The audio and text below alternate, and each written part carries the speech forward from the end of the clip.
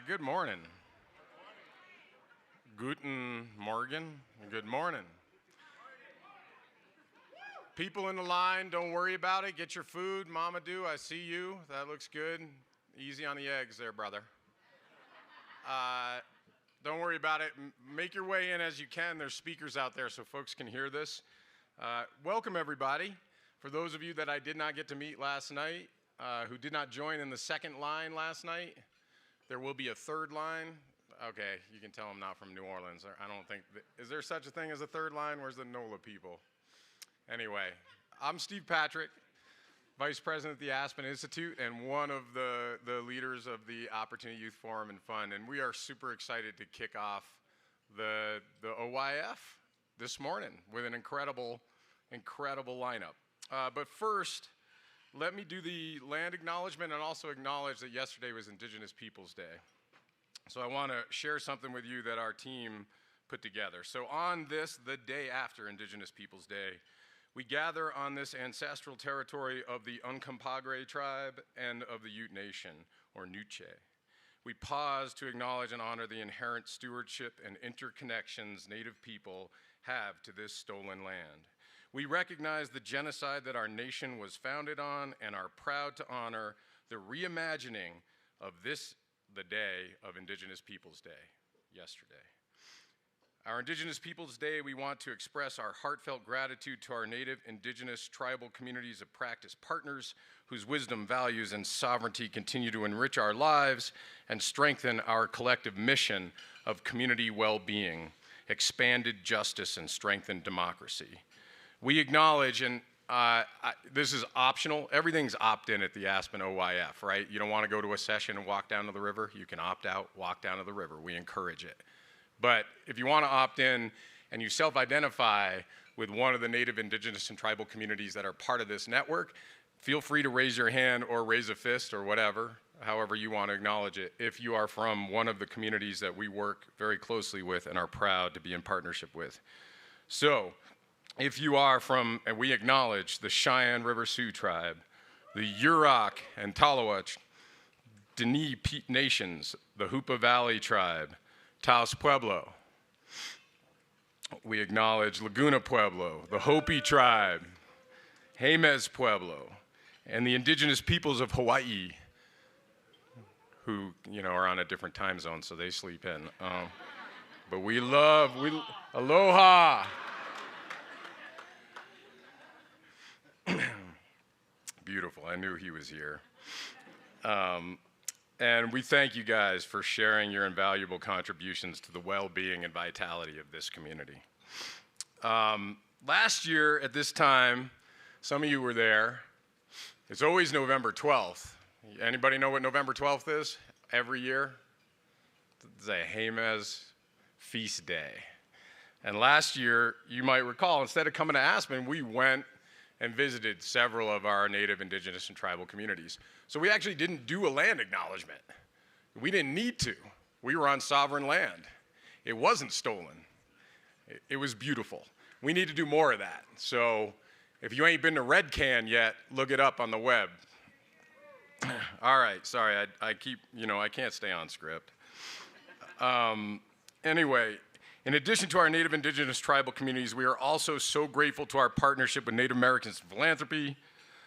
We've been in partnership with NAP on all kinds of stuff together, including supporting our Native, Indigenous, and tribal communities, TA, grant making, building a community of practice, redistributing wealth to Indigenous communities. We're really proud of our work with Native Americans in Philanthropy. And also special thanks to the young leaders who are here. There are a number of Native youth researchers who have been right on,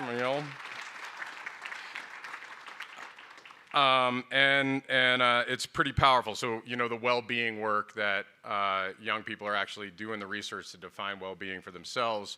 Juan and Andrea are helping to lead that work, supported by Cynthia Dream Weaver from Annie E. Casey Foundation. It's pretty powerful work. So we want to acknowledge the young people who are here who are a part of that. And then also want to acknowledge our partnership with the U.S. Department of Interior and agencies like U.S. Fish and Wildlife Service. Fresh Tracks is working with those guys. There is actually Native Youth Climate Resilience and Community Leadership Congress that we are a part of. And so we just are trying to name that it's not one day for all of us, it's every day. It's gotta be every day.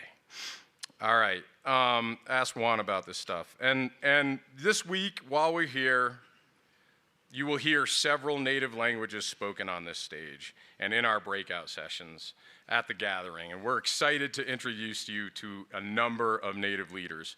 Anybody get Amanda Tashini's book when you checked in? Yeah, I can't wait to read it. I've got mine. So as we celebrate Indigenous Peoples Day, let us commit ourselves to a future of greater understanding, respect, and collaboration, recognizing that our collective journey towards justice and unity is inseparable from the history and future sovereignty of Indigenous peoples. In meeting the commitment and call to action that Indigenous Peoples Day seeks, we at the Aspen Forum for Community Solutions will commit a percentage of registration revenue for contributions to the local Native and tribal communities whose land we stand on today. Yeah, that one's classic because, when we got to, hustle to fundraise, it hurts when you got to give it away. And so that was the team was like, we're gonna make it hurt a little. So we're gonna give away that sacred, unrestricted money to support communities that whose land we stand on. We're going to add available funds to the Native, Indigenous, and Tribal Community of Practice for healing practices and increase the bond of our partnership with Native Americans in philanthropy through a contribution to Native Voices Rising Collaborative. These are just a few ways that we are practicing our commitment, and we invite you all to join us in thinking about your own communities and commitments to center Indigenous Peoples Day. Okay, thank you for that. Let's pause for a second. And now, in the spirit of solidarity, building on the history of a rich blending of Indigenous, African, Creole, and other cultures and traditions, when we convened in New Orleans, Mitch Landrieu was the mayor back then, and he said, when you get to our culture, it gets under your skin because it's such a mix.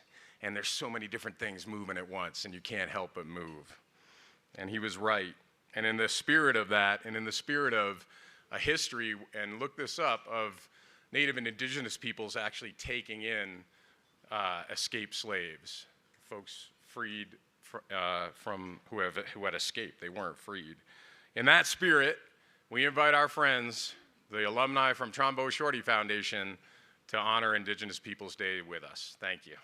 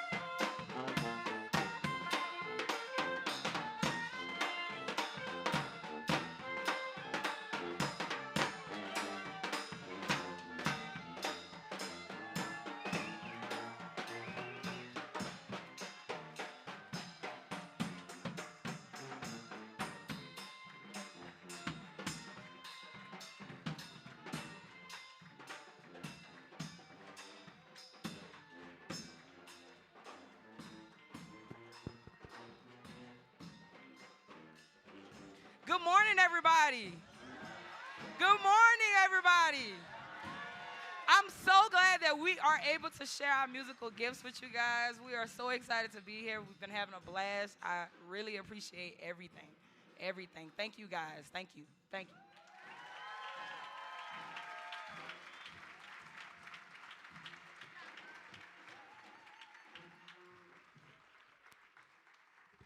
Let's give it up for those young people. How many of y'all know how hard it is to blow a wind instrument or a horn? You know how hard it is? How many of you done that at 11,000 feet? Man, beautiful. All right, so again, Steve Patrick, this is my welcome.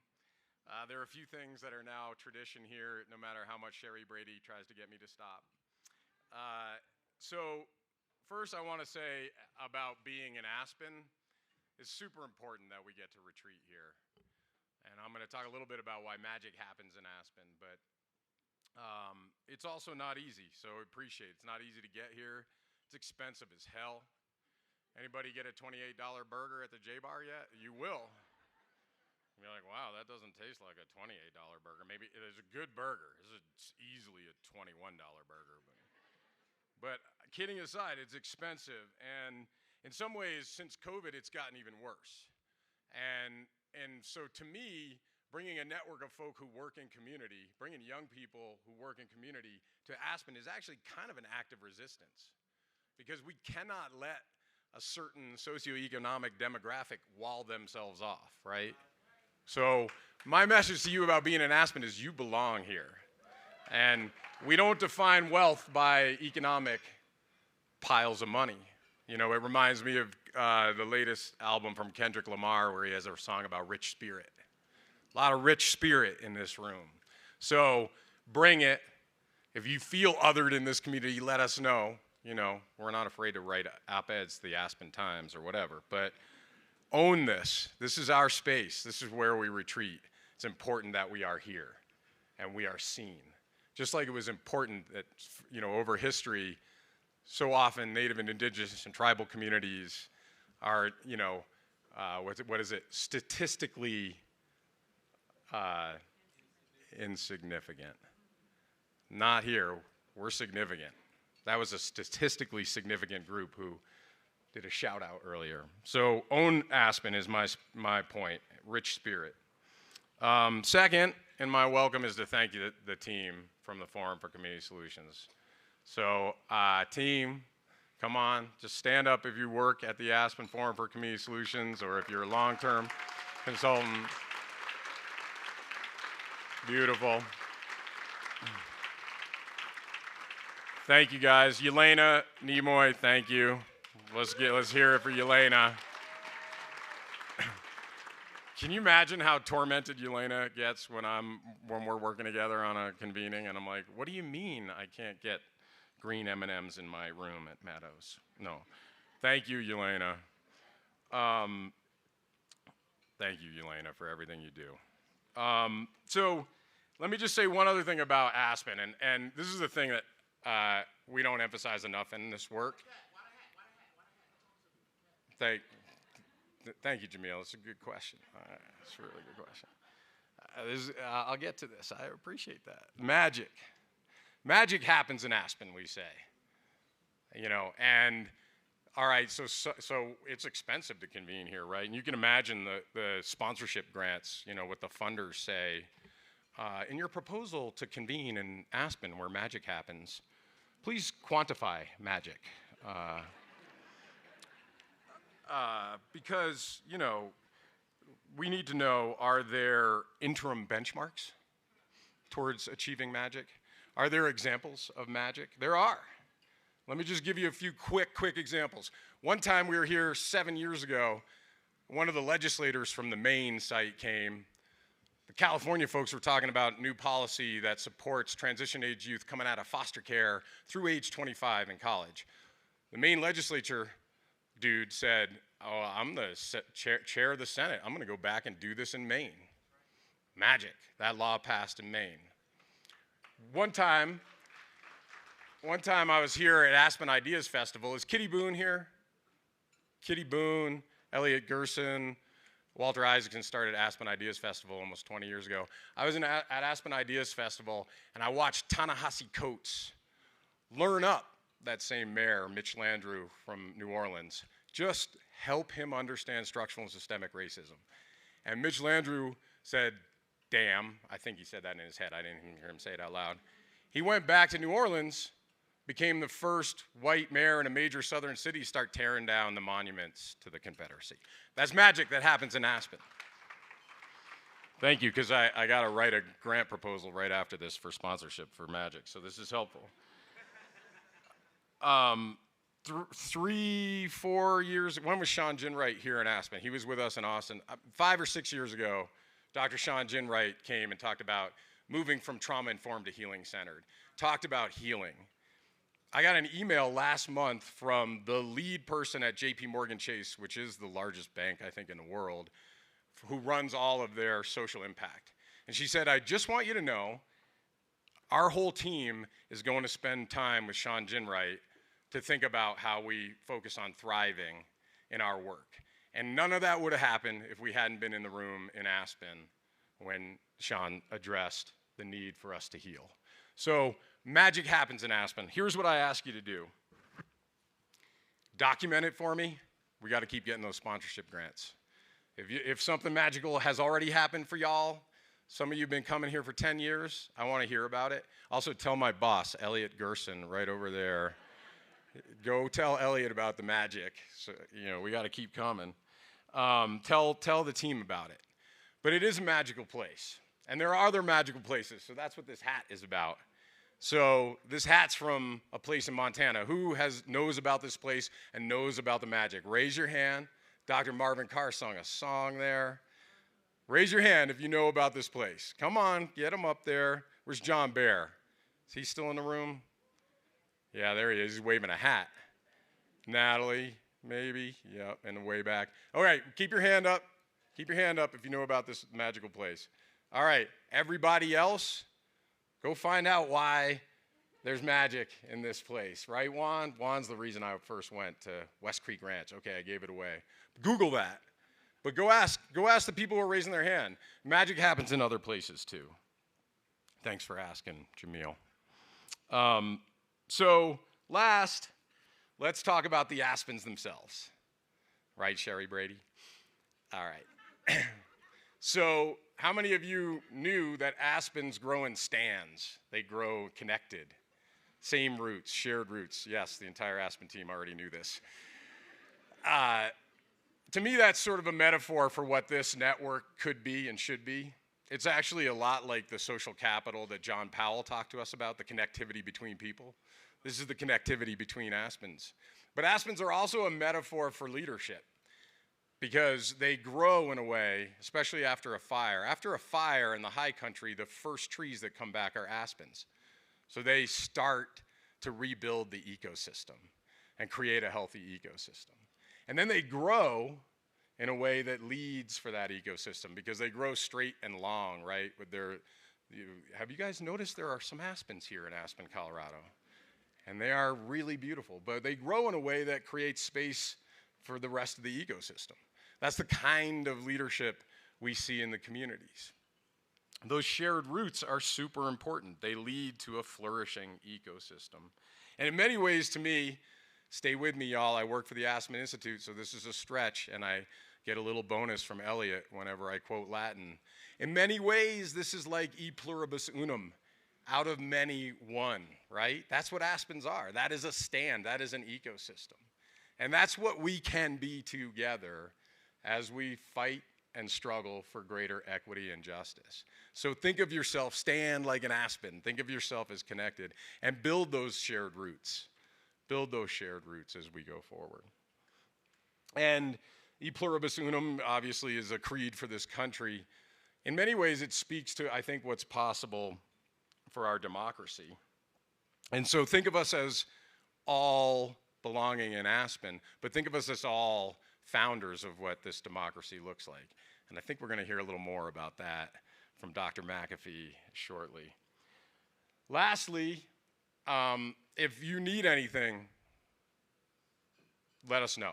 We want to make sure you feel comfortable It's at high elevation. Drink lots of water, and stay safe and healthy. Go to the river. Walk down to the river. It's a little steep at the start, so know that. But it's important to get out in nature and feel that healing power. And speaking of healing, I want to thank Monique Miles for co-leading this work and bringing so much of that to the communities we work with and to this work. And I'm going to invite Mo up to do a welcome as well.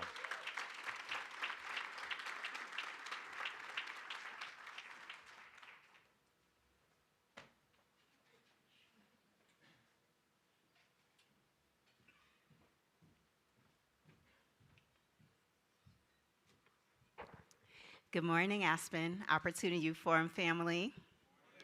All right. So once again, I am adding my voice to the chorus of community that wants to make sure that y'all know, building on Steve's point, that you belong here, and we are so excited to convene here together today.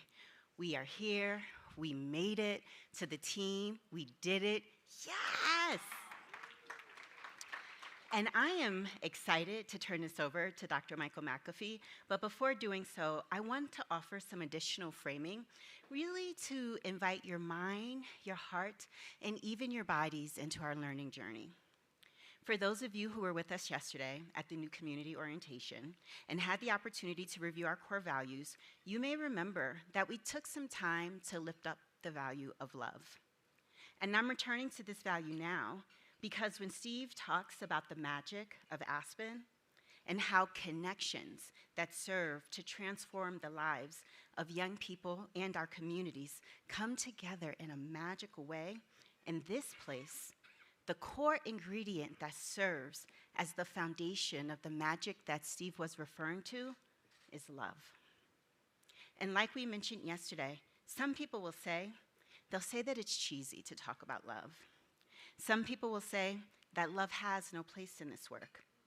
Some people will even say that love is not actually what we need right now. What we need now is more accountability, more rigorous measurement, and more data to illuminate our path forward.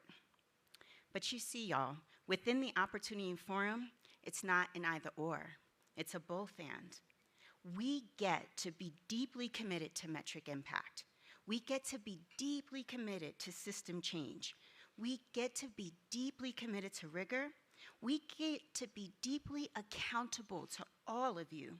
And most importantly, we get to ground all of these commitments into a deep and abiding commitment to center love in everything we do.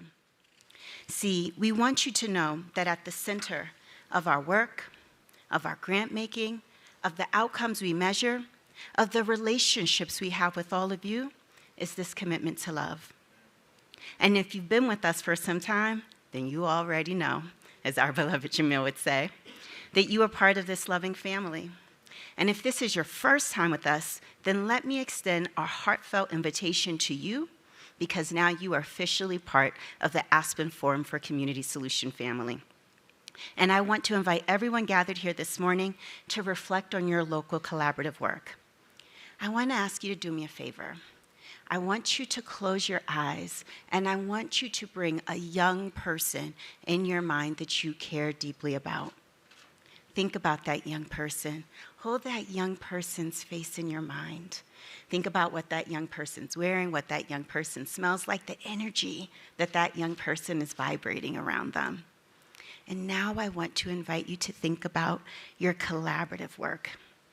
Because maybe this young person who you're thinking about, maybe it's a young person from your program, maybe it's a niece, a nephew, maybe it's a son of your daughter, but as you think about that young person in your collaborative work, and you think about how our work together is meant to expand pathways, connections to education and careers, to change laws and policies that function as barriers to opportunity youth.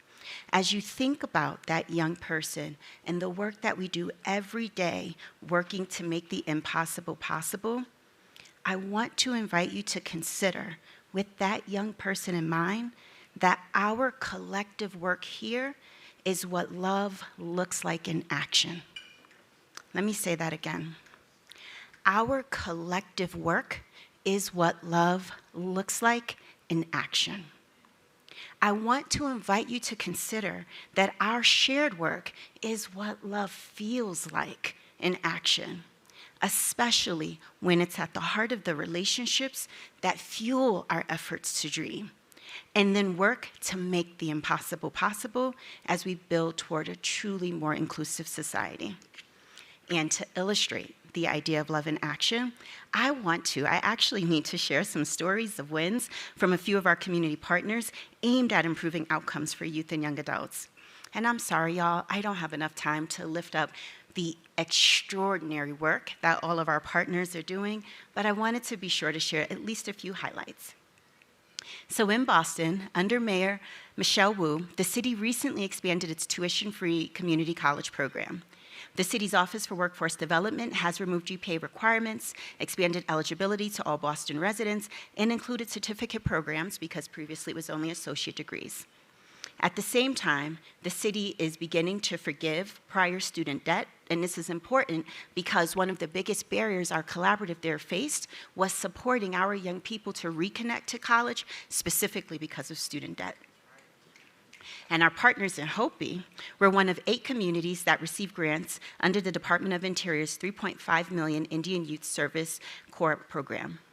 Hopi Youth Service Corps will receive $300,000 to fund a Native Youth Corps in collaboration with the Hopi Tribe and Ancestral Lands Conservation Corps to restore, protect, and preserve the cultural landscape of Hopi lands. I'm almost there, and I'm going to ask y'all to roaring celebration. In the Twin Cities, there are several wins to support inclusive economic development that center the needs of youth and young adults.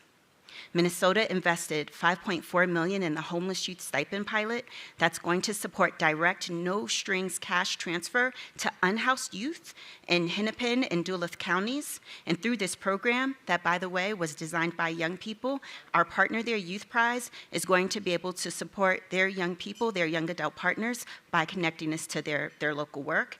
And at the same time, Youth Prize also launched a youth cooperative home ownership cohort that develops entrepreneurship and home ownership opportunities for BIPOC youth in North Minneapolis. This program will develop a community-centered space with cooperative housing, locally owned enterprises, and programs to serve the community.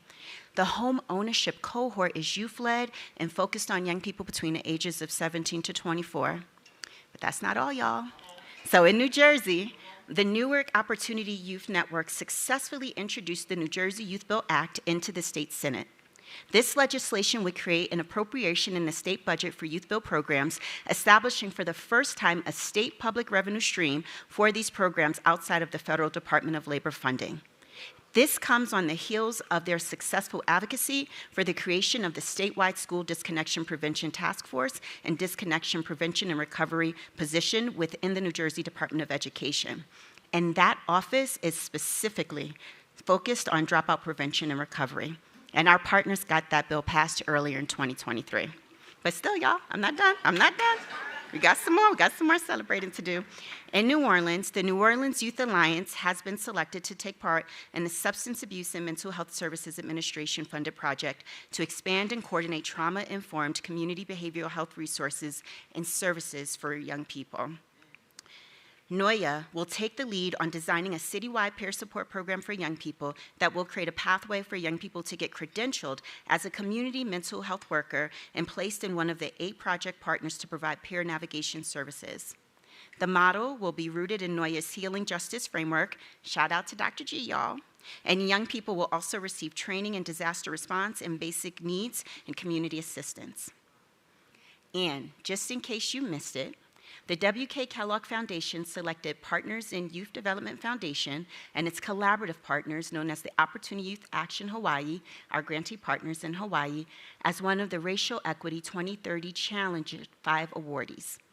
The challenge is awarding $80 million to help build and scale actionable ideas for transformative change in the systems and institutions that uphold racial inequities.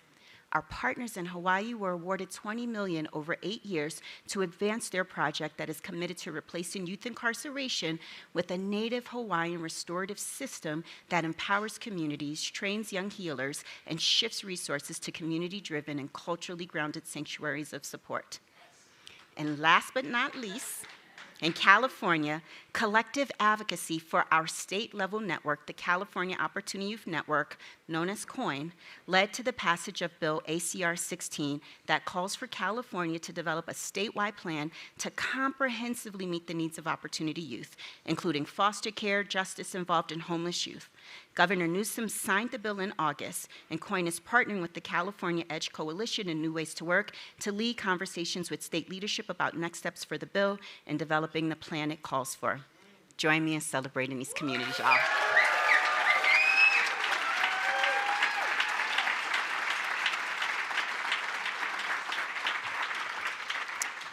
Magic happens in Aspen, and magic happens in communities all across this network. Thank y'all for the work y'all do every day. Because you see, our work to change narratives, especially the most harmful and pervasive narratives that persist as a means to lock youth and young adults out of opportunity, we must remember that the purpose of these harmful narratives, the purpose of our work, is to disrupt and change these narratives. The stories of young people of color, of low-income communities, and communities of color is told as a story of subtraction, a story of extraction. It's a story about taking away culture, taking away identity, taking away belonging, meaning, well-being, and purpose across generations. But we all know that the work of our communities, the work of our families, the work of our young people, the work of this network is a generative story. It's a story of reciprocity. It's a story of reclamation. It's a story of healing. It's a story of transformation.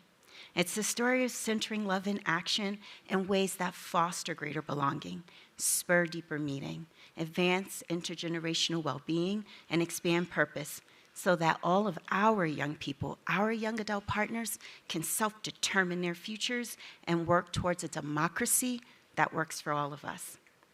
So as I wrap up and turn this over to Dr. Michael McAfee, the President and CEO of PolicyLink, who will call us further into our responsibility to work toward a more functional and inclusive democracy, I want to invite everyone in this room to set your intentions for your time in Aspen. What do you intend toward? As you think about your work back home, what do you need to learn in order to achieve the outcomes you seek? What partners do you need to connect with in order to help advance your goals? And what do you need to learn in order to move your local work forward? What relationships should you foster so that the work of your collaborative is nourished and sustained in the months and years ahead? And what do you need to do to achieve your vision of impact? I invite everyone in this room to reflect on these questions as you set your intentions for your time in Aspen. And finally, I need to close with a heartfelt thank you to our partners who made today possible, and also to the Forum family team. As Steve described, the Aspen Forum fam is mighty and effective, and the word, the sentiment that comes to my heart and my mind when I think about the power of our team is that we are leaderful. And being leaderful means that our bench is filled to the brim with leaders who have already made an outsized impact in the social sector. You can pick any team member, and the evidence of their impact will inspire you. What I want to celebrate in my closing is the heart that the leaders of our team demonstrate in our everyday work. As you may already know, it's a heart for our network, it's a heart for our communities, it's a heart for our young people, and it's a heart for each other.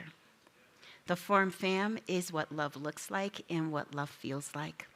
Thanks to every single one of you, and thanks to everyone in this network for making the work that we do every single day impactful and transformative.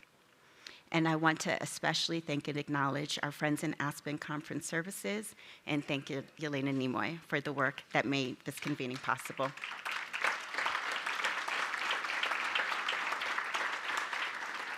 Finally, I have the honor and privilege of introducing Dr. Michael McAfee, who y'all already know he does not need no introduction, but I'm gonna try my best to honor him. As you all know, he is the President and CEO of PolicyLink, and in his role, he continues to lead the equity movement. During his time at PolicyLink, Dr. McAfee has secured Promise Neighborhoods as a permanent federal program. He has led efforts to improve outcomes for more than 300,000 children and has facilitated the investment of billions of dollars in neighborhoods of concentrated poverty. I could go on about Dr. McAfee's impact, but as so many of you know, truly what Dr. McAfee represents is the story of ourself, is the story of us, and most importantly, the story of now. The work of now.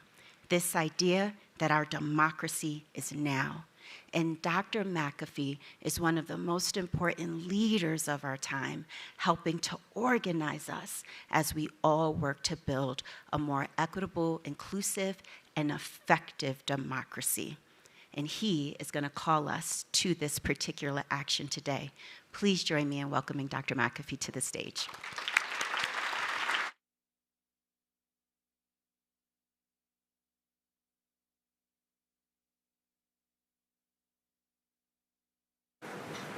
Good morning. It's a pleasure to be with you today. First, I'm going to ask for your grace. I'm going to ask for your grace because I'm going to share some things that may be disruptive. They may make you feel like I'm saying some things that we've done in the past don't matter, but that's actually not what I'm saying. I want you to sit with the discomfort if you feel that. And I want you to give me a head start if you want to run me out of the room. But what I'm going to share with you is based off of 20 plus years of trying to get results in communities. It's based off of seeing the headwinds that have been coming for years. They've never really gone away. And they're based on really beginning to understand what it means to know what time it is. To stand on the shoulders of folks who have built this nation. And to be able to look on the horizon and say, what is the work for our generation? That's what I want to talk to you about. And sometimes in order to figure out what is our work, sometimes you got to let go of things that don't serve you well anymore. And so I want you to hold that as I talk with you this morning. You know, I want you to hold, first and foremost, what happens to a nation founded on stolen land, slave labor, and genocide has never really apologized for it and doesn't have the capacity for self-renewal. John Gardner warned us of this years ago. Well, that's where we're at in this democracy. We don't have the capacity to reflect deeply because we won't even honor and acknowledge our history, our origin story. Doesn't mean we need to beat ourselves up about it, but you gotta be ready to repair and fix it if you're gonna move forward. What also happens to a social sector that, quite frankly, has been ashamed of its people? You know, I say at PolicyLink, one of the superpowers at PolicyLink that we all have is actually, I don't have to have a board meeting to decide if we're gonna help poor white folks, if we're gonna help indigenous people, we're gonna help black folks. I don't have to have a board meeting to say, can we say the word black? I don't have to have a board meeting to say, can we say equity? I want you to think about how many times in this room, we, folks who say we care and we love, have had to have all these organizational consternations just to be able to do the work to serve. You see, when you're scared of your own people, when you're scared of your own concepts that you put out in the world, they get taken from you. This is why it's hard to say equity anymore today, because we've been ashamed of the word. We've been afraid of the word. Now it's been redefined by others. Don't be mad. Accept what happens when you are afraid. You see, this moment is a moment to not be afraid. You know, I used to tell the story, I watched my dad tuck his pistol under the seat, drive to Mississippi every summer so I could be with my grandmother. And I watched his energy change. He would become a little, I don't know, it was just different. It was more demeaning, deferring. And I said I would never do that when I grew up. I would never be that. You do not have to cower in this moment. This is your nation. You belong here. And it's okay that others have a conflict of vision with ours. It's okay. What I respect about them is that they are wading into the whitewater of democracy and they're deciding to participate. We're still standing on the banks trying to figure out what we're going to do. Preach. I have no problem with what they're doing. That's their right in this nation. My frustration and my contempt is for folks who say they love and they care, and yet they will not manifest the capacity to love particularly. And when I say love particularly, I'm talking about seeing the humanity of everyone and working in service of everyone's thriving, no matter what color their skin, no matter how they identify. Because that's the work for our generation. So when I think about how do you have a flourishing multiracial democracy, I want you to hold a couple of things that I think are critically important. The first is your leadership stance, folks. Well, first, let me start with your person. You know, Dewey talks about the purpose of the democracy being that we must be educated to learn how to participate in the associational life of a nation. That's a personal journey that starts. I want you to ask yourself, does your personhood have the capacity to love particularly?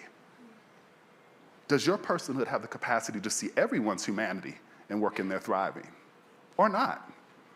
Because that's where everything breaks down. And quite frankly, that's where we're at as a nation. You know, it doesn't matter how smart we are. It doesn't matter how many more think tank things we put out. If you can't love the way I'm talking about, this nation and our work is at a standstill.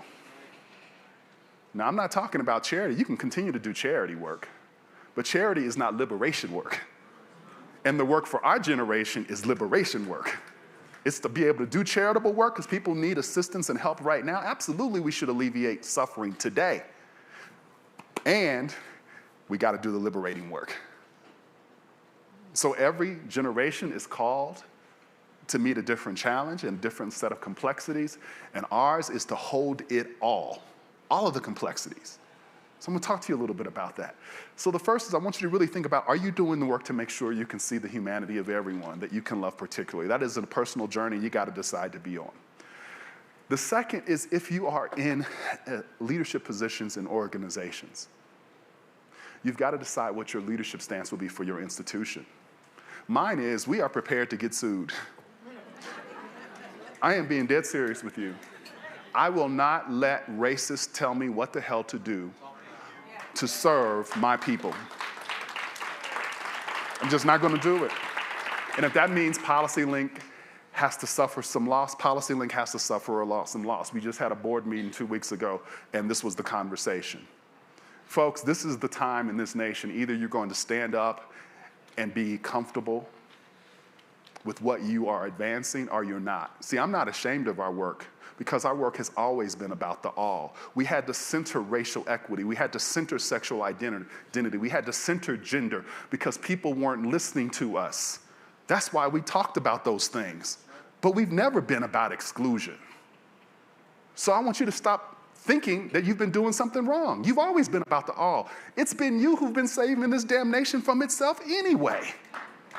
Think about that. Women's suffrage, civil rights, LGBTQ rights. Who's been doing that work? That's the work of the all. So what are you ashamed of? What are you afraid of? Why are you sitting in meetings now talking about, well, what are we going to do? How are we going to talk about equity? Are we going to just not do this work anymore? Are we going to continue to fund this work? Stop it if you want to. You've just done the work of the racist. Stop it if you want to, because here's what I know. The racist doesn't understand that those of us of color and who have been oppressed, we already know how to survive. You're not hurting us anymore. I was born out of suffering. I was born out of suffering. The real question is, will your family members be able to survive? You see, there's 100 million people in America living at 200% of poverty. That's 1 in 3 people. 40 million of them are white. That's a design challenge. That's a design challenge. So in the process of hurting me now, you're hurting your own generation. In the process of trying to hurt me, you're hurting your own generation. Folks, here's what this means. It means that when you see these headwinds coming, a social sector that is fearful of its own people, a social sector that is fearful to stand on what it puts out there and defend it and fight for it, a social sector that has not learned to move from charity to liberation, a group of folks who are winning on structural transformation. It's just different than what we want. Funders who are afraid to fund the folks who are not afraid of their people and will do the work that is necessary for liberation. It means that you gotta switch it up. Gotta switch something up, because these headwinds are coming whether you like it or not. And our jobs as leaders is to interpret the world and get fit with it, to survive it, not just complain about it. And so what does that mean? When I hear the words diversity, equity, inclusion, and belonging, they're the Tower of Babel right now. Most of us can't even operationalize them. Those words are important, but they are not the work. My legacy is to not defend the word equity, even though PolicyLink helped to put that word on the map 25 years ago. My job is not to defend that word. My job is to liberate the people. You see, you can take the word away, but you can't take the work away. I'm not going to run around trying to debate whether we should say equity and belonging or whatever, because my own sector can't even figure out what the hell they mean by those words. Y'all know that equity picture that has always been out there with the kids at the baseball fence? That picture been going around for 20 years, and we can't even agree on that shit. Can't even agree on that. So I'm not going to spend my legacy fighting over something we can't even agree on. That's even before I get to people who aren't even in our sector. My mama don't even know what equity means. So why am I fighting with you all when my mother doesn't even know? There's something more important for me to fight about. What I'm trying to get you to see is it's time to let those words be what they're going to be. We know what they mean. We know what they mean in practice. You need to do the practice. The practice is to serve the all. Not all lives matter, all. All that I'm talking about is not a proxy for white, but it includes white people. Notice what I just said. All is not a proxy for white, but it includes white people. I have to be willing to serve everyone in this nation now, like it or not. Like it or not. That's our job, folks. And I have to be very mindful of the centrality of blackness, the centrality of class and gender and sexual identity. But the reality of our time is, as leaders, you have to hold all of it now. You don't get to just do one of those things. See, I don't just get to focus on racial equity anymore. When there's 100 million people struggling, that's a level of tribalism and pain that you will never get beyond. You saw this play out in COVID. Try to center blackness, Latino folks will be like, hey, what about, we're hurting too. Asians, but we're hurting too, folks, that's real. And you can fight it and debate it, but on the street, that's how it plays out. So what does this mean? It means at a moment when all of the stuff that we've cared about is under threat, we must take the highest ground now to fight. The ground that you cannot take away from me and that I will go to court over is the all. You can't take the all from me. Now the question is, who will you deny? You want to be post-racial? You can be post-racial now. You want to be colorblind? You can be colorblind now. The question is, will we begin to transform our laws, our customs, our regulations, and our institutions so that they can be loving and accountable to everyone? And if they will not, will we take them to the Supreme Court to compel them to be that? See, that's our job now. That's our job now. See, the beauty of being born out of oppression is my cross to bear is not exclusion, it is inclusion.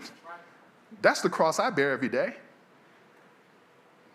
See, I don't have a problem helping everyone, so I don't have to debate these things. I can see what's happening and be like, no problem. Doesn't matter what you do with these words. You can ban critical race theory, you can ban every damn book you want to. The question is, will I stand here and do the work? Because I belong here. I belong in this country. And because I belong here, I need to have a founder's orientation. You all are founders of this nation. It is your birthright to continue to perfect it. Now, the question is, will you continue to advance a nation that is designed to be highly exclusive? A nation that has a hierarchy of human value, an operating system that doesn't work for most people? Or will you found something new? That's the question. We are all founders. The invitation is to continue to perfect this democracy. And while you can critique it, it was never supposed to be perfect, and it won't be perfect when you finish with it. So it's time to stop telling me all the things you don't like and tell me the things about it that you're going to perfect, because it's yours. It's your house. I want you to own it as your house, because if you don't own it as your house, you won't do the things that I'm telling you. You'll take easy way out. Folks, this is the work for our generation. You know, you come to our boardroom at PolicyLink in Oakland, there's one word that's on the wall. It's not equity. It's all. All was always the ultimate word in the equity definition. Our definition is just and fair inclusion into a society in which all can participate, prosper, and reach their full potential. We've been blowing past that word all because we've had to try to center race because people wouldn't hear us cry. Still don't hear us cry. So what does that mean? It means I'm not going to get a chance to heal in this lifetime, folks. And I got to suck it up and accept that reality. I'm not going to get a chance to heal in this lifetime. Our ancestors didn't either. Didn't mean they didn't make this nation better. I want you to think about that. I'm not going to get to heal. My work is to make sure my heart doesn't become cold. My work is not to become consumed by anger. My work is to make sure I do see the humanity of everyone and that I work with everyone. That's a tough-ass pill to swallow when you've never had your needs met. That's a hard pill to swallow. But we got to swallow it. We got to swallow it because we've got to save this nation from itself. We've got to save this nation from itself. Last thing I'll tell you, when we centered the 100 million, that is our population at PolicyLink, and when we centered that population maybe about 7 years ago, the staff asked the question, and it was building up to what I'm telling you today. The staff said, so Michael, can we just focus on the people of color in that 100 million? And what they were asking was not an exclusionary question. What they were saying is, PolicyLink is one of the few places you can work in America and not be afraid to work on all of these things like race and class and gender. And since the rest of the nation doesn't seem to want to work on these issues with us, can we just focus on this? And my answer was no. And I thought this was going to tear the organization apart because I was prepared to leave PolicyLink if it was not going to be, we were going to work and serve everyone. Because that definition of equity didn't say just black people. Didn't say just brown people. It said all. And so it was going to be a deal breaker for me. But we worked through it. See, the work that I'm talking about starts in your personal life, and it starts with your own leadership. Before you get on a stage and just start talking stuff that you don't even know if you believe really. And what I'm telling you now is, there will be loss in this nation. And you've got to be willing to suffer it. You know, I don't really know how long I will stay in this role at PolicyLink. I really don't care. I'm going to do my job. And that's why I'm willing to fight. If that means that I have to get fired, if that means that there have to be hit pieces on PolicyLink and me, that's just what it means. Because one thing about coming out of struggle is I don't mind taking a punch and I don't mind giving one. And this is the time for us to be lovingly punching the hell out of folks. If there ever was one. If there ever was one, folks. Because you got a choice right now. You can sit back and say, oh, ain't it awful? Oh, my goodness. We just lost women's reproductive rights. Oh, my goodness. We can't say equity. And they're banning books. They're leading. They're leading. They're leading structurally. While we're still having board meetings trying to decide if it's safe enough for us to do anything. This is pathetic. It's pathetic, folks. This is absolutely pathetic. If you have an institution right now and you will not do liberation work, and you're not doing charity work, you're irrelevant. There are no more ideas to advance. I just told you, unless you can manifest the love that can help everyone and you can build that nation, you're irrelevant. If you will not fight in this moment, you are irrelevant. It doesn't mean that you won't still get money. The most irrelevant groups will get money right now because folks are afraid to invest in the folks who will do the liberating work. Yes. Nevertheless, this work is going to be waiting for us whether we do it today or 100 years from now. So I want you to hold, you don't hear anything else I say?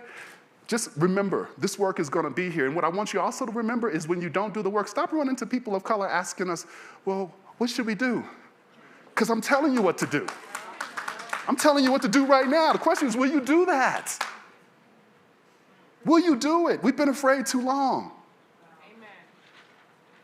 Been afraid too long. It's all of our nations. And I don't have a problem standing here and saying I want white America to thrive just as much as I want Black America, Asian America, Latin America, Indigenous America. I want it all. That's the aspiration of what this nation can be. And if that means I go out on that, I'm going out on that. Some of y'all need to decide what you're going to go out on. Dr. King said you must give yourself to the movement. I'm asking you, are you giving yourself to this nation? Because it needs you right now. So as I close, I want you to just think about one thing. In that all, who will you deny? I'm not going to deny any of them. My organization is built to serve all of them. Is yours? Is your organization built to serve all of them? Are you scared? Are you afraid to say their names? I'm going to carry all of their names in the White House, in the community center, in the communities of faith, in the corporate boardrooms, everywhere I go. That's my job. To carry their hopes and aspirations, and I want you to do the same. This is the last frontier, folks. We tried to do all this other stuff. You took it away from us. Diversity, equity, inclusion, and belonging, you've taken it away. You cannot take the all from us. This is the battleground that we're going to fight on. This is the battleground. This is what the ultimate aspiration of, and I'm asking you to join me in that. I'm asking you to join me in getting yourself, your institution, prepared to fight, to finally usher in that day when we can say that this nation is just and fair for everyone. Thank you.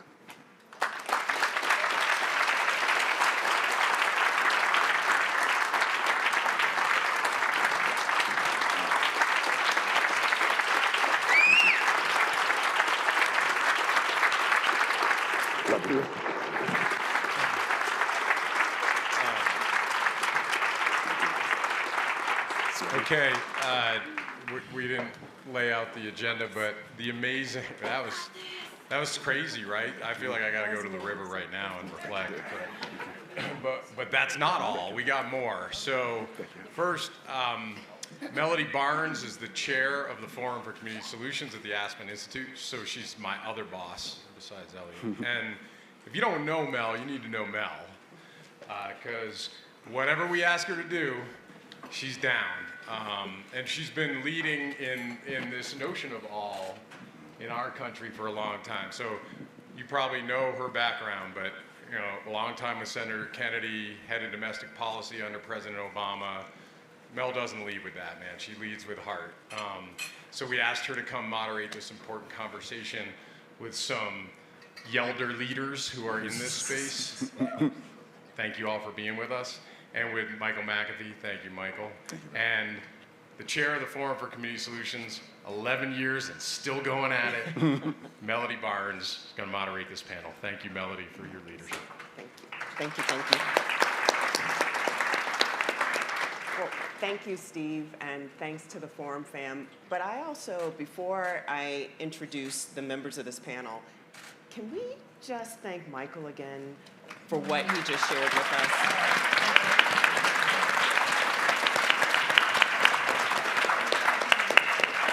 And we want to dig into that. Let me ask this question, because I know there's so much to talk about. Who's keeping time for me? Because I don't want at 2 o'clock go and another thing.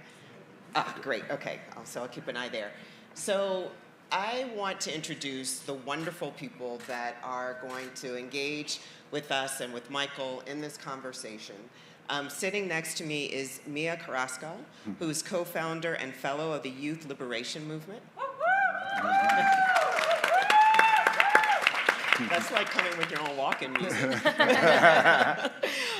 And then next to Meyia is Meyia de la Torre, who's Executive Director of Youth Will.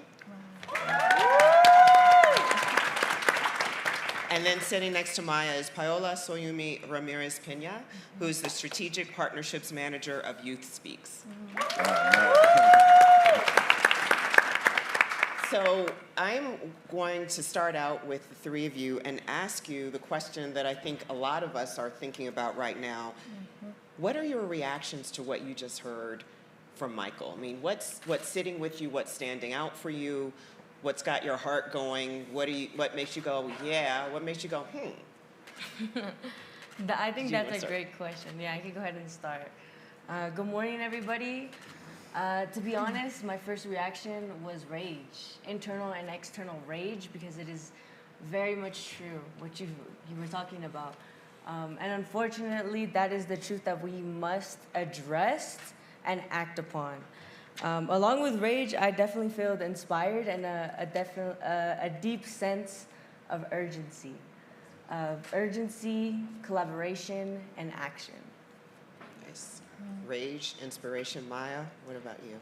Yeah, I have my notes here. But I think that the thing that really stood out to me is just that at least they're wading in the waters of democracy. I don't think I quoted you exactly right, but and that it's their right for what they're doing. And I think that has led to the sense of urgency that Meyia mentioned, just because it feels like, like it is pathetic, like you said, just because it's hard to hear. But if it is, we're not doing enough, and they're doing so much, and it's clearly working. And we could do more, if not with what we have, because we have the numbers. We just need the action behind it. That's right. Cool. Paola? Yeah, is my mic hot? Yes. Okay, beautiful. I think what's sitting with me is this question of what have we got to lose? You mentioned so beautifully this pushing up to this fear, and how often people will walk back from that line instead of move forward. I think also connecting it to Monique, your topic on love, I think about the transformational nature of love, and how when you do something out of love, no one can say that it's impossible, right? No one can say that's never been done, it's against the law, you know what I mean? So I think that's what's sitting with me, how do we push forward into what will be something entirely new, and how exciting that is. And then also particularly how we as young people have nothing to lose. You know what I mean? The world is on fire. So many things are coming at us from different directions. And I'm an optimist, okay? I'm not saying that from a place of darkness. I'm saying that from a place of our back is against the wall. So any move that we make is going to be extraordinary and ought to be, instead of us contributing to to our own demise. So that's what's sitting with me. Thank you. Yeah. I hear you, Paola. I'm an optimist too. And optimism doesn't mean that you can't be clear-eyed about what's real. Totally. I'm curious, and Michael also, feel free to jump in here. Michael put his talk in the frame of democracy. And I'm curious if you all how you all think about democracy and what that means to you. And as you engage in your different organizations, is that something that you talk about? Is that a frame that you talk about? I'll stop there. Meyia, do you want to? Yeah, I can go first. So at Youth Will, we do talk a lot about democracy, because what we do is we work to get youth more civically engaged. So we do that through giving the youth the tools and the resources they need in order to advocate at the city and the county level in San Diego, so that they're able to create the policies and solutions and programming that they need in order to support youth's well-being. So we do talk a lot about democracy. I think for me, when I think about democracy, I think about it as, what does democracy mean, and then what does American democracy mean? So for me, I think it's two separate questions, because democracy, the definition for me would just be where the government is by the people, the power would lie with its constituents. But American democracy has been built, like Michael was saying, by white men to maintain their power.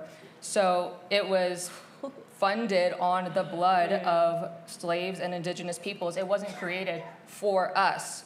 So when we hear youth, particularly historically marginalized youth, talk about their voice not being heard, it's Youth Will's burden to have to explain to them that that's not a bug, that's by design. But what's really liberating when I try to think about American democracy is that it is American. So this is the country of pull yourself up by your bootstraps, the land of dreams. So even though the founding dream didn't include us, that doesn't mean that every day has to be a living nightmare for us. So we just need to dream up something new, something that's better. So that's what we try to approach with Youth Will. So the aspiration of democracy versus the reality of what democracy means right now in the United States and its intent. Meyia, I've been feeling your reaction, and I'm hearing your reaction. It's like being at church with you in the call and response. Is there anything that you or Paola you want to respond with as you think about democracy and as you've engaged in that conversation in your organizations, or not? I have nothing to add, but definitely support. I definitely second what Meyia says. She's completely right. I think it's important for us to recognize the aspirations and the already pre-designed democracies for our country versus for our people. Our people were not even put into that, like she said. So I definitely support what she was mentioning. Yeah, I'd love to speak on it. Please. A little. It brings me to this idea, this concept of third spaces, which are like, very like simply put, like not home and not work, and how like the rapid like decline of those spaces within an American context. I don't think that my friends and I, my contemporaries, are talking about democracy in those like certain terms, but I do think that we talk about how we have very little democratic access to knowledge because school is super expensive, to land ownership. Like it's, laughable to think about owning a house in the Bay Area at this point. Like we think about what are the like spaces that people are able to enter to like engage in discourse or like develop their critical consciousness. And I think physical spaces, there's very few that aren't gatekept by like having to pay a fee to enter. Digital spaces, there's very few that aren't like monitored and like ultimately serve like white supremacy. So I think those are more along the lines of the conversations we're having, where it's like, where do we even begin to like enter to have these sort of conversations and thoughts? And yeah, that's where I'm at. Kind of the social and economic conditions that make democracy possible. Exactly. And I'm curious, Michael, as you hear this and you are doing your work at PolicyLink, but you're all over the country and the world, what is your response as you hear powerful young leaders talk about this and the way they are engaging and the way people are perceiving democracy and the challenge that you've put before us? I mean, what way forward and trying to draw people into the conversation and imagine the all that you've just described? Well, I'm actually surprised. Young people are ready to do the work that our generations have not done. They're not debating the all. That's the beauty. They're not questioning whether they're going to serve white people or black people or whatever. So I'm blown away by that reality of the readiness of the next generation to do what we've been afraid to do. And this is so important because for me, democracy is a frame, but it is also a belief system for us. It's a signal that is the scale at which we got to play. As a sector, we've not thought that we should play at that level. But it is also a nation-building belief system. We've not asked ourselves, what are the social competencies that are needed to participate in a flourishing multiracial democracy? Not a white-dominated democracy. There's a whole new set of competencies that we got to build. You can't get there with a nation that says it's just all about me. And so we've got to ask ourselves what those new competencies are. We've got to ask ourselves what are the new institutional competencies. And this next generation of leaders are there because they're not debating whether they can do this or not. And so I'm really excited to see that As Jeff Canada said once when he was creating our Harlem Children's Zone, he said he had to make a tough decision about where he would start on that cradle to career continuum. In many instances, I think if PolicyLink is going to be effective, our job is really to work with the young folks who really want to get this today and not be debating it with folks who, quite frankly, will never get it. Yeah. This, as I'm listening to this conversation, I think I may have mentioned this to you before, but it's driven into the core of it for me. This feels very James Baldwin to me. And what Baldwin articulated is like the idea, the founding idea of democracy, you know, the philosophers that have been discussed through as we move through the Enlightenment for some time, but the idea of what we have to do here in America, because we were all here. And this goes to, I think, your point, Michael, and a question I want to ask you all about this founder's orientation, that it is indeed all of us. And I'm curious, again, if the founder's orientation idea is one, how does that resonate with you? Is it a way, have you thought about it before? Is it language that makes sense to you? Is it, and even if you hadn't, is it a way of being and a way of doing the work that makes sense to you all? This idea that we are the founders, all of us. You know, Paola, do you? I can start, yeah. Yeah. I say this with only like a little bit of irony, like I'm thinking about Sesame Street. Sesame Street got it right. It's always good to refer to Sesame Street. It's always Sesame Street. It all goes back. But no, I'm thinking actually about the work that happens at Youth Speaks, and I think particularly about like the open mic spaces. So they're open to folks like up to 21 years old to get on the mic. We try to make it youth-led in the sense that like youth are emceeing, youth are hosting, youth are like judging if it's like a competition. But I think what resonates most about the idea of a founders meeting is that it sounds a lot like negotiating terms. So it sounds a lot like what happens when an MC sets the stage for a space. They say like, we're here to show love. These are some examples of how you show love. You can snap, you can, you know, these sort of things. And I think that transfers really well to this idea of like, how do we come to a consensus of what our ideals are for what's gonna happen in the next 100 years. I think it makes me really optimistic. I think the like practical bits of it still feel a little nebulous to me, like who actually gets to come, who's represented.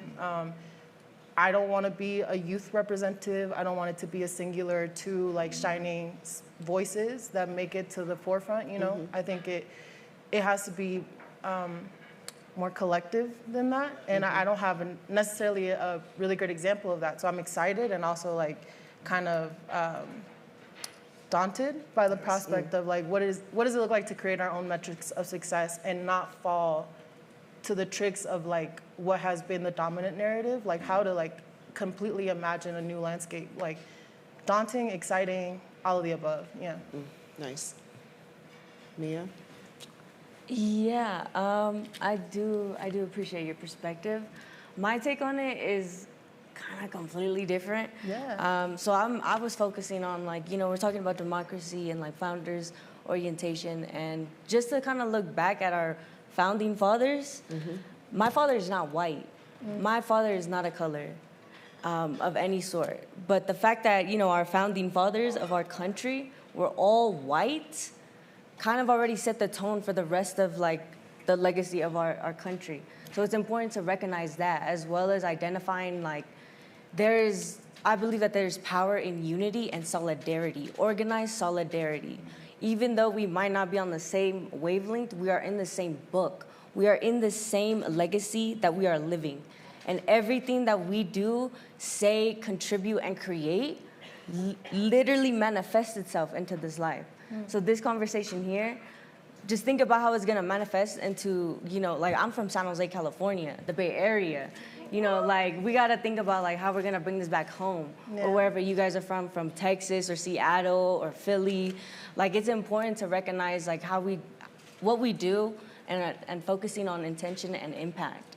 So on a bigger scale, and this kind of relates to earlier what you were talking about, like swallowing that hard pill of recognizing that you are not gonna live the life that you manifest and work towards. That's a very hard pill to swallow, even as a young person too. And I think as a leader, that is something that we must adapt to. We have to recognize that all this work that we put in, it is not going to get recognized until we are gone. For the better, because it should take our entire life existence and our entire lifetime to build a better democracy and a better system. Because the system that we live in throughout this country was not built for any of us. It was built to maintain the power of the white people that took charge and ownership of something that they had no ownership of. So just to recognize that delusion brings us more clarity and more grounding and tranquility. Based on, there's definitely a lot of contributions, but I definitely want to focus on the fact that we weren't at that table. We were not at that table when this country was formed or put together. So, and as the oppressed people, we have to be willing to fight that fight fearlessly and recognizing all the fears on how, and it's okay to be scared, but it's even better to be prepared on how to react. So I think it's, thank you. I'm not done yet. But I think it's important to recognize that we weren't even at the table. So if we weren't at the table, we were definitely not in the room or in that facility. So in order to get there, we have to fight physically, mentally, spiritually, and collectively. And that takes a lot of power internally and collectively. So it's important that we remain humble and individual and willing to collaborate with each other, regardless of the color.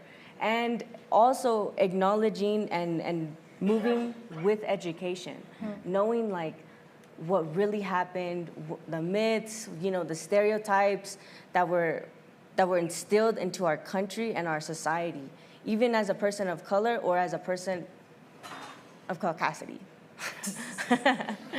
But yeah, I think it's definitely important to recognize that we weren't even in the room. And something that I've learned from Huey P. Newton and the Black Panthers out in Oakland, California, is that when they made history for the free breakfast program, for the first Black college community course in the Bay Area and in the country, they had to fight. They didn't ask politely. Unfortunately, sometimes when you're fighting the oppressor, you cannot be gentle. You can move with class, but you cannot be gentle, and you have to move politely yet assertively. And that balance is what we struggle with, and as a young person and as young people and young leaders, that balance is what we struggle with, because we are willing to fight that fight. We are willing to go in and do all the hard work. But where you guys come in, you as in the adult leaders or adult allies or elders, is supporting our actions internally and externally, in the rooms and outside of the rooms. This opportunity right here is a great and full of gratitude. So I appreciate y'all. This is one form of support. And you guys can go further by taking us into bigger rooms, bigger audiences, and more powerful positions. The White House, everywhere, whether it's locally or throughout our state, or all levels. All levels. So. But yeah, I'll leave it there. And Meyia, I didn't know if you had anything that you wanted to contribute to this idea of the founder's orientation, because some of the comments have also started to point to this idea of how to move forward.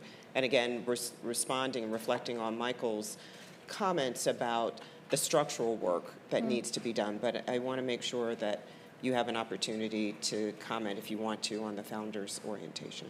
Yeah, I'll speak briefly. Basically what you were saying, Meyia, about how we weren't even in the room. The last time I saw people who looked like us in the same room as George Washington was Hamilton. And that's just wild thing about, because we're just not represented. We're not on the dollar bills. We're not on the coins. We're not put on the side of a mountain. We're just not seeing people who look like this. So I think even the word found connotates past tense. So I think it's really cool to kind of reimagine it as something that's an active verb, something that we're doing. So as y'all were talking, I was just thinking that at Youth Will, we are an entirely youth-led organization. So our staff is youth. our members are youth, our advisory board, they're not telling us what to do, because how can you tell us what to do if you're not on the ground doing the work? So what they do is they're really just supporting us in what we're doing. So just thinking about it is like we are founding what we want to be seeing here, because we are the youth actually like creating this radical organization, and I'm just happy that I get to be with all of you amazing people. Likewise. And I think it's important for us to illuminate some of the history that isn't taught. That includes the ideas and the philosophies that went into the making of American democracy that came from indigenous communities, that came from other parts of the world. We aren't taught that. Yeah. When we look at, when we look at paintings and pictures of founding moments, those ideas aren't evident, but they're there. And it's important for us to also understand that collectively, to understand ways in which we were in the room, even though we were not necessarily physically there as well, because I think that's powerful. That's right. In our understanding. In terms of the structure, and Michael talked about the structural work that needs to happen, talk about the work of organizing. Talk about the work of movement building that you all are doing, and how you see that as being effective in moving this forward, the challenges that you see. You've, I think, spoken to some of it, the need for those of us who are a bit older to be supportive and to help support the work. But what are the opportunities and the challenges that you see around organizing and movement building?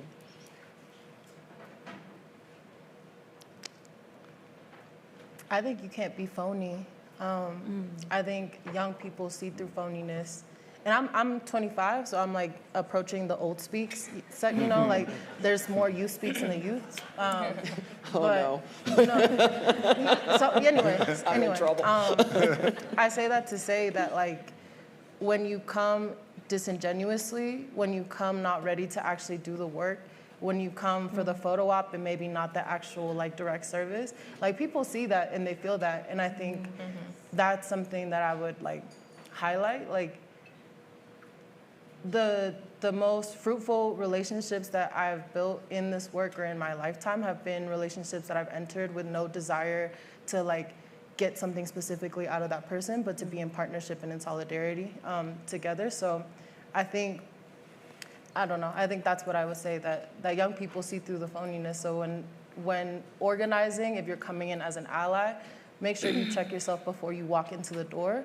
And then if you are a young person, like I would say remain optimistic, like remain open to the idea that like the work is possible and that like we all deserve a little bit more joy and like freedom and liberation within our daily lives. Even if, to your point, we don't get to see it within our lifetime, I don't want to hold my breath. So I'm gonna live it now. That's right. Yeah, I like how you're speaking. I think it was Monique who mentioned like making sure that our relationships aren't transactional but transformative. So I just really like what you said there. I think for me, so many of my peers and even people who were younger than me, they've lost faith in the two-party system. They really feel like they've been failed, or they feel like they're being failed, because we're seeing this rise in natural disasters, for example, that people in the global south have already been facing, but it's hitting us in the US now, and we're seeing it, but then the government is not acting with the urgency that we feel like our livelihood deserves. So there's this cognitive dissonance that's being embedded because we're seeing this real need for urgency and then a lack of action. Yeah.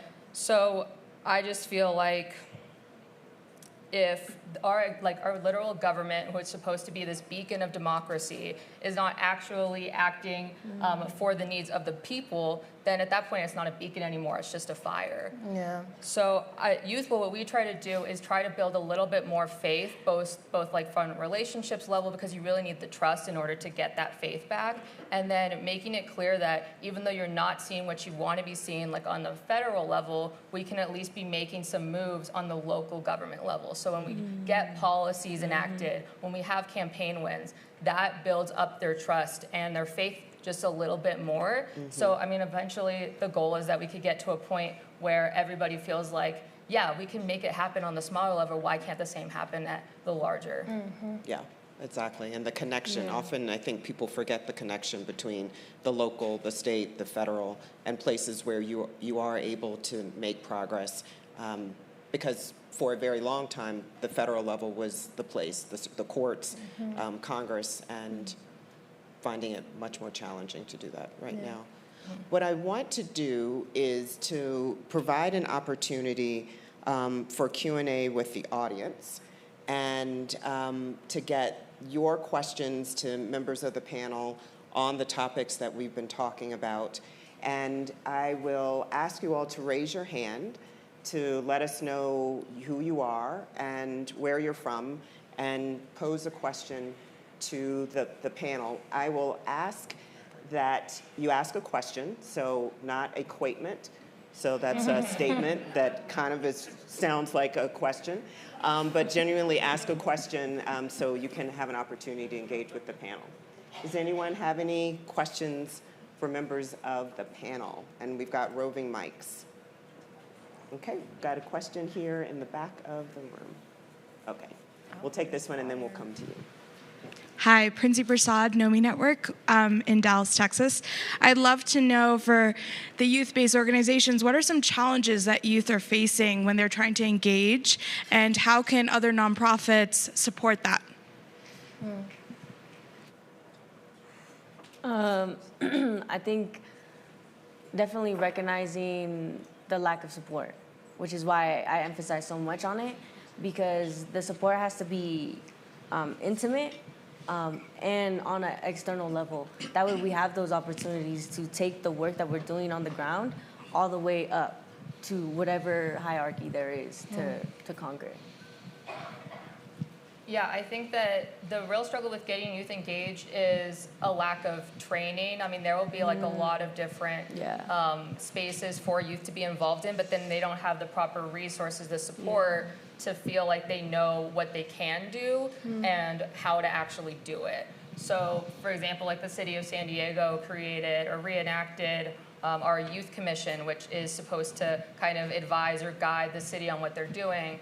The problem is that there wasn't enough training given to the youth, so then youth weren't showing up, they weren't meeting quorum, so then they haven't been able to meet in months.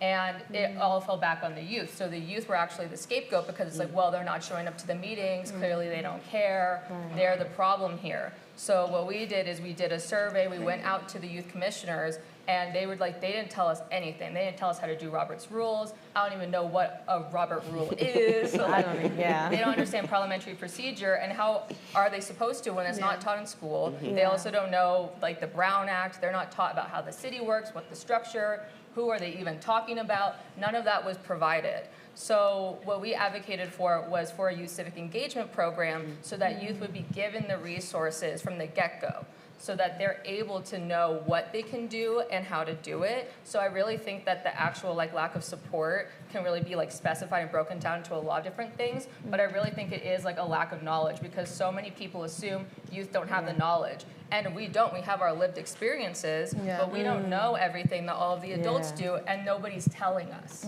So what nonprofits can really help with is not talking down to youth, not trying to dumb it down for them, but giving them the information in something that's easier to comprehend. So maybe like bite-sized sort of pieces. And I really think that other nonprofits can help with this by making sure that you're not bringing adultism to the table, that you're inviting youth into your spaces. If you know about a coalition, like reach out, invite the youth orgs to like come out and join it, or just even like sit in for a meeting, any sort of events, things like that, making sure that you're not tokenizing them just for the sake of, well, we had a youth panel, we had a youth event, but then they're totally separate from the actual adults, whereas the adults are the ones who need to hear it the most. Yeah, and I would also want to like add and amplify that the importance of knowledge, a lack of knowledge in a lot of things that we as young leaders need and do not receive unless we go out of our way and go through a whole survival a whole survival story in order to receive the education and the tools that we need to succeed. So that's what I would also like to tie into the support that I mentioned, as well as, emphasizing the importance of knowledge, because I believe that knowledge is power and it's key to succeeding in anywhere and anything you do. It is a necessity to be trained and educated. The most powerful tool, like James Baldwin had said, is education. In order to change the world, we have to be very aware of ourselves, of our communities, and our systems, and our societies, here and all over the world. And I also do want to emphasize on the fact that, like, a lot of times, like, it's like a double-bladed sword. Like, youth are, we're put on the front lines, and then we're expected to perform entirely successful without the tools that are provided because of budget, because of a lack of support systems, or a lack of solidarity in communities with other nonprofits or other hierarchies of power. So there needs to be a virtuous circle Yeah. of information and respect for what everyone brings to the table.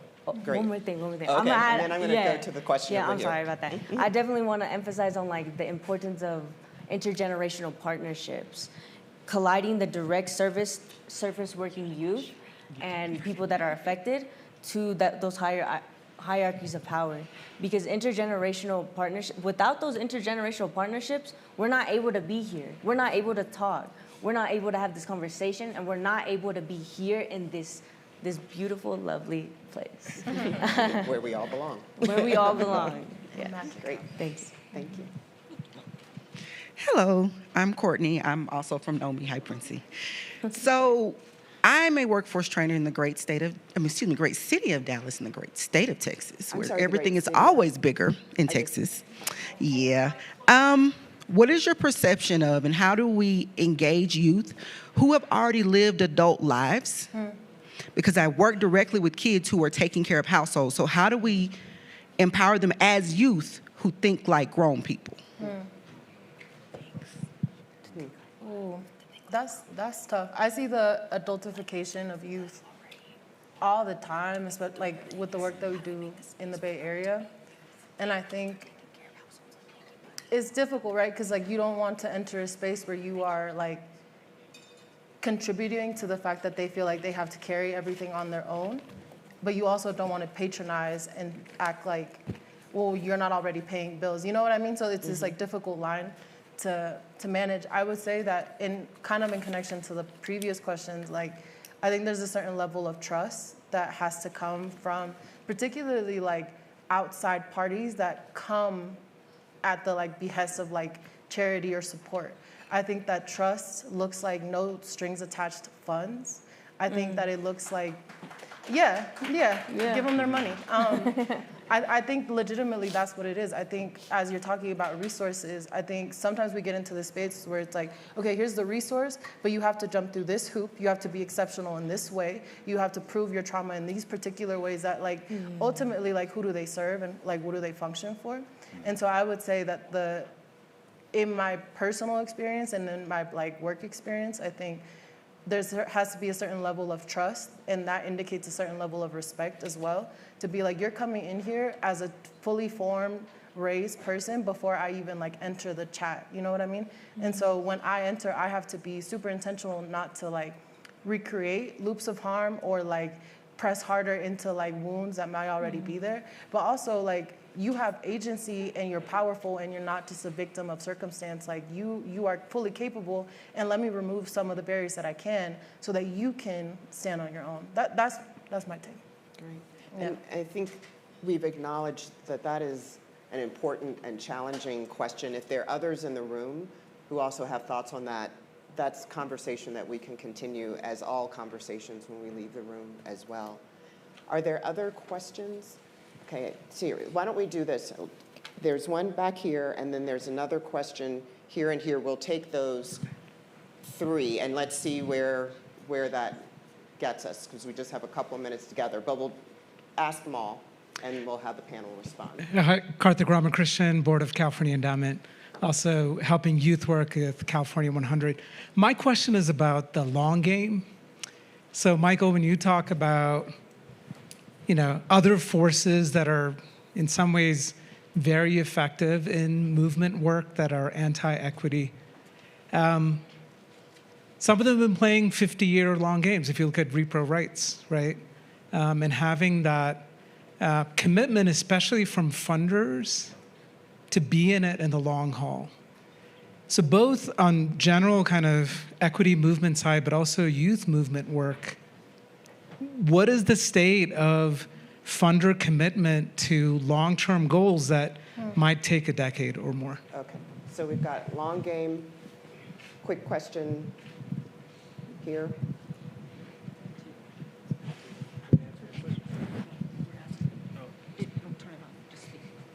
And we're here Okay, all was week, there so- another? You want me to ask my Okay, question? why don't we add Okay. this question over here? Thank you, everybody on the panel. It was very wonderful, very powerful. Questions are going everywhere in my head, but I think something that's core for me is really understanding real elements of liberation work and how do we move nonprofit work, even, and this may be sensitive, but it's conversations that we as young adults, or now me as a little OG too, like nonprofit work has been exploited in a way too and harming. We need the charitable work, we need all of that, but how do we really make it foundational? How are we truly educating people on anti-Blackness and how real it is, and how different ethnic groups, allies, whatever we want to call them, like we have to figure out, we have to understand how do we have these conversations. It's very uncomfortable and maybe sensitive. There's things that people are shameful to speak on, but yeah, my thing is around a lot of like true liberation work, really accepting people at their truest form. And I want to say young people are not scared. We are ready. We may at times be nervous, but we showing up. Yeah. And with risk for our lives, right? Because, sometimes we're not wanted.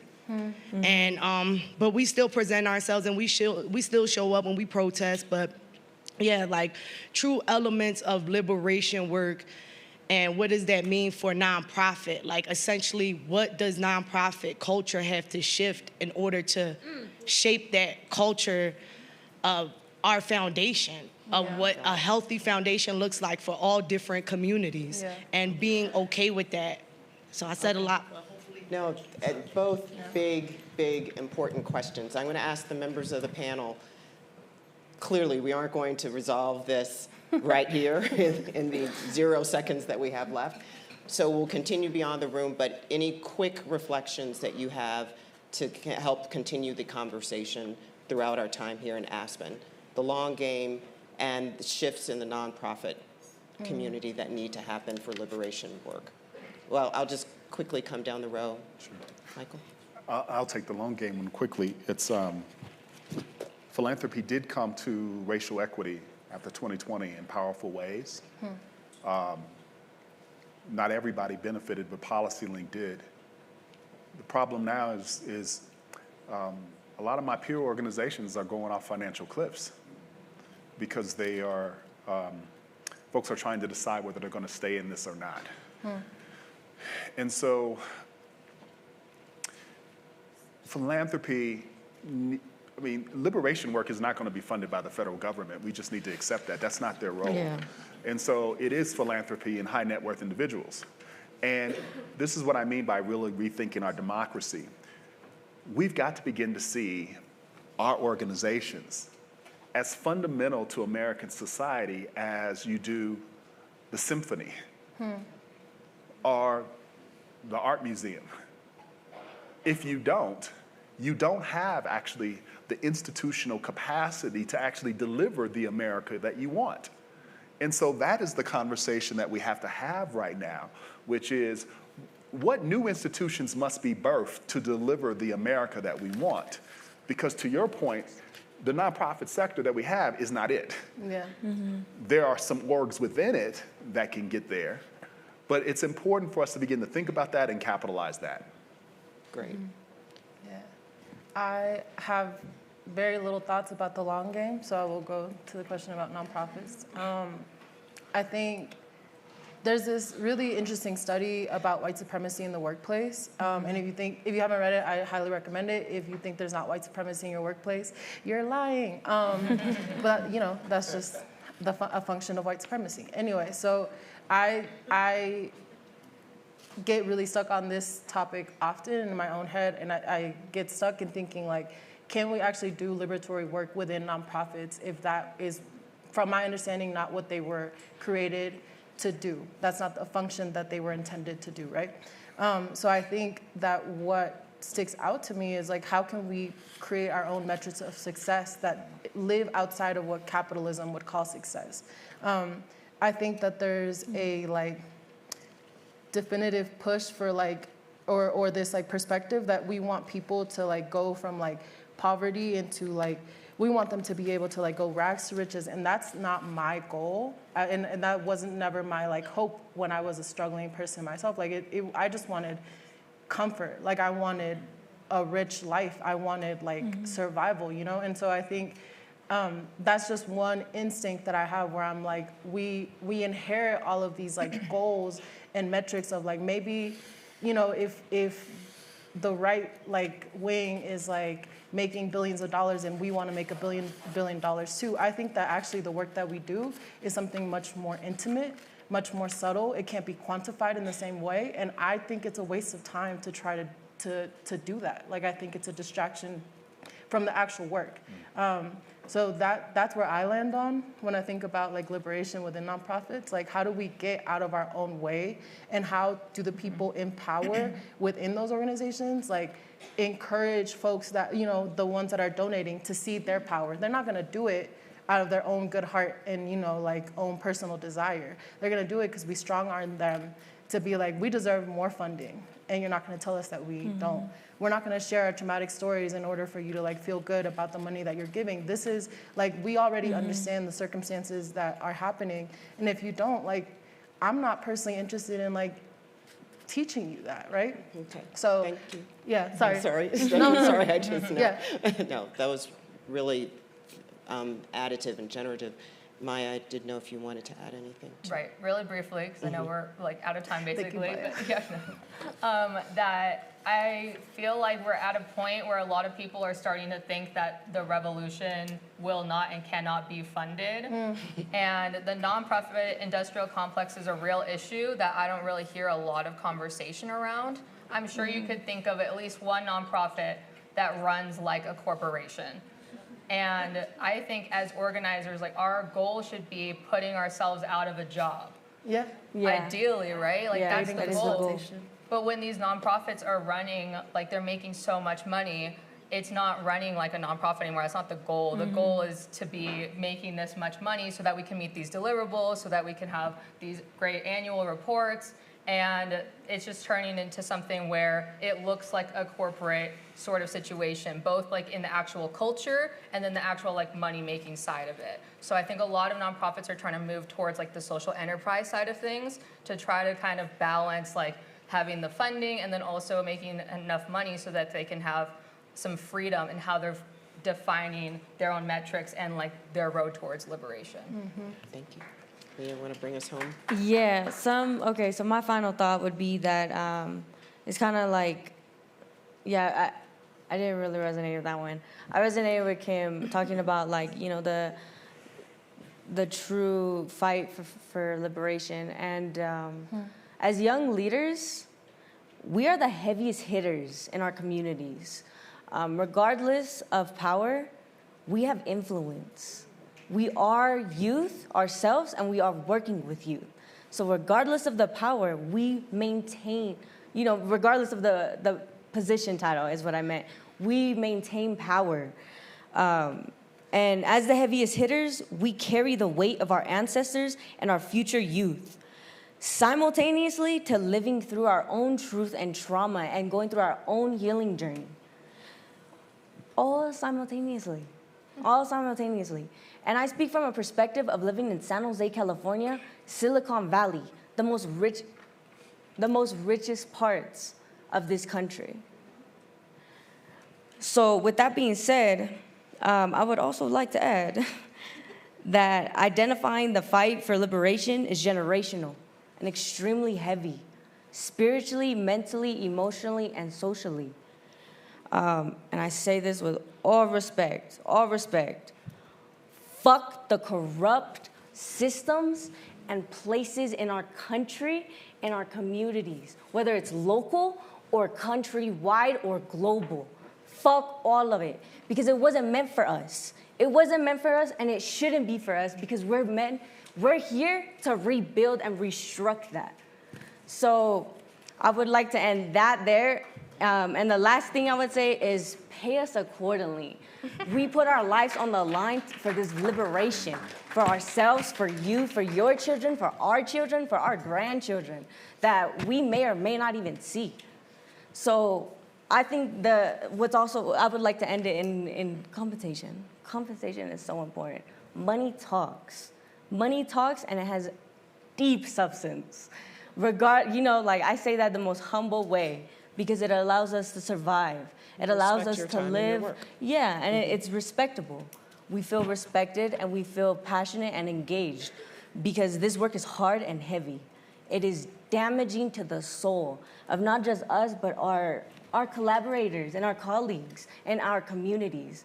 So definitely pay us accordingly, because we got souls to heal, we got families to feed, we got people to take care of at home and in our communities. And if you pay us accordingly, you got to recognize too our worth, and recognize that we are the young leaders that are going to literally dominate and steer this entire rest of the country. And bring us to the aspirations that we have talked about through this conversation. And you need a lot of money in corporate America to make all our dreams and aspirations become a reality. So, thank you. Karen. Thank you. Please help me thank this panel. Thank you all.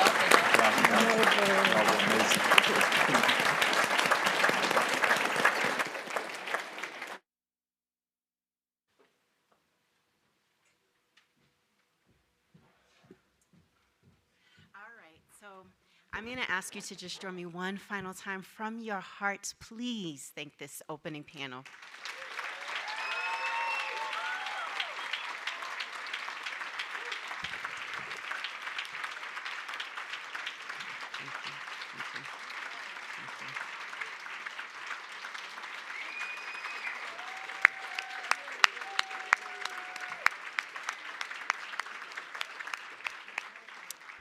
And so we are transitioning right into our breakouts. We will be back here. Lunch starts at 11:30, and we'll get started promptly with our lunch plenary at 11:50. Thank you all.